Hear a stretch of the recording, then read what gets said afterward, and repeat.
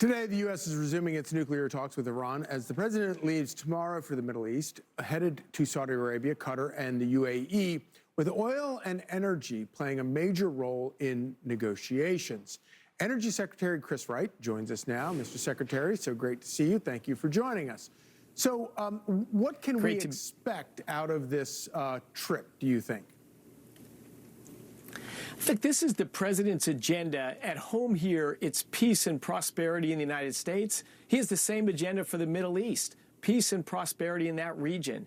It's achievable, it's in reach, but it takes bold leadership and not the previous administration's sole focus on the biggest troublemaker in the region. We're going to visit our allies. Very nice. So I also want to ask you about something that's very near and dear to my heart, which is this whole concept. Obviously, the president has focused on drill, baby, drill and the importance of all of that.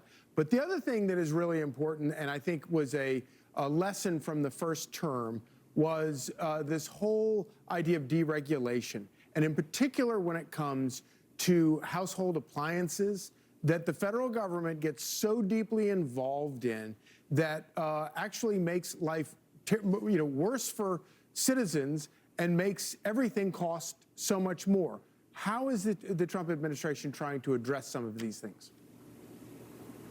Yeah, well laid out, Charlie.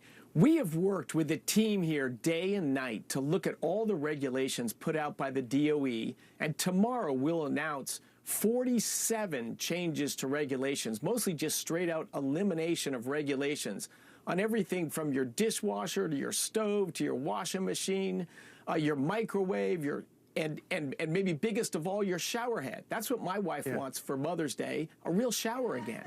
Yeah, and maybe for Father's Day, we could get rid of all the regulations on gas cans. This whole concept of making gas cans unusable, and by the way, more dangerous, because the more features you put on a gas can, when you go to fill up your chainsaw or whatever, you end up spilling half the can all over the place.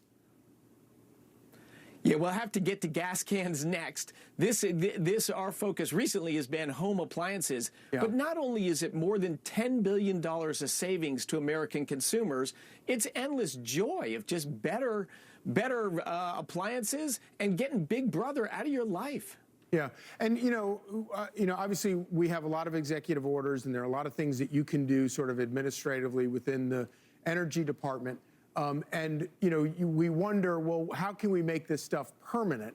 And I kind of wonder why Republicans in Congress don't wake up and realize that you could come up with actual laws, real legislation that says the federal government is not allowed to pass any sort of legislation. Federal bureaucrats are not allowed to write laws, write rules rather, that administrative rules that have the power of law that regulates how much water comes out of your toilet, how much water comes out of your bathroom, or how you make a gas can or whatever. Legislators in Congress could come up with laws like that, and I think it would pass overwhelmingly, because Democrats don't like this nonsense. Yeah, the REINS Act is one such effort led by Mike Lee that would do just that, just shrink the federal government back to its originally intended goal. It was not to monitor how you live your life in your house or your apartment. So agree 100%. We need to get as much reform done as we can in these years, and I'm quite optimistic about what we're going to get done. Very nice. So I've got to ask you about what's going on in Venezuela right now. And in terms of the administration's posture towards, in particular, Chevron, but the negotiations going on there to prevent Nicolas Maduro from, getting advantage from dealing with the United States companies. Yes, I mean, look, this has been a 25-year problem now. Venezuela was a wealthy, prosperous society and a great ally of the United States and a huge energy producer. Then they adopted, they had Hugo Chavez and now Nicolas Maduro, two just awful, tyrannical leaders. President Trump wants to use United States force or energy independence to force a change in Venezuela.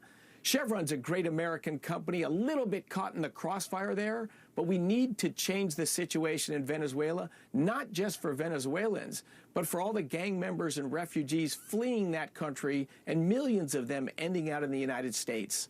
But I think peace through strength is going to be the winning strategy here. Yeah. Energy Secretary Chris Wright, thank you so much for joining us. Happy Mother's Day. And to you.